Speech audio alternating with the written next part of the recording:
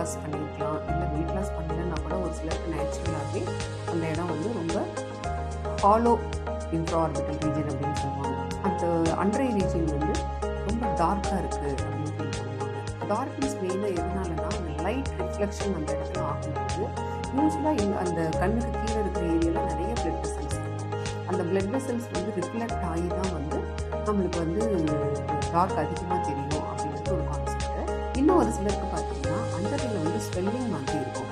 அதாவது ஒரு fold of swelling இருக்கிறது பார்க்கலாம்.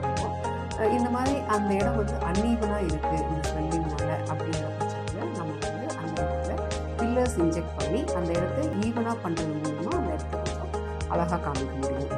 ஃபில்லர்ஸுங்கிறது ஹைலூரானிக் ஆசிட்ங்கிறது நம்ம எல்லாத்துக்குமே தெரியும். இந்த ஃபில்லர்ஸ் வந்து கேனுலாஸ் வந்து ரொம்ப நீளமாக இருக்கும். பட் ஆனால் அது வந்து ஒரு பிளாஸ்டிக் இதனால செய்யப்பட்டிருக்கும். டிப்பும் வந்து பார்த்திங்கன்னா ரொம்ப ஷார்ப்பாக இருக்காது. அந்த ஃபில்லர்ஸ் கேனுலா யூஸ் பண்ணி தான் நம்ம வந்து அண்டர் ஐ ஃபில்லர் போடுறது வந்து சேஃபான ஒரு டெக்னிக்.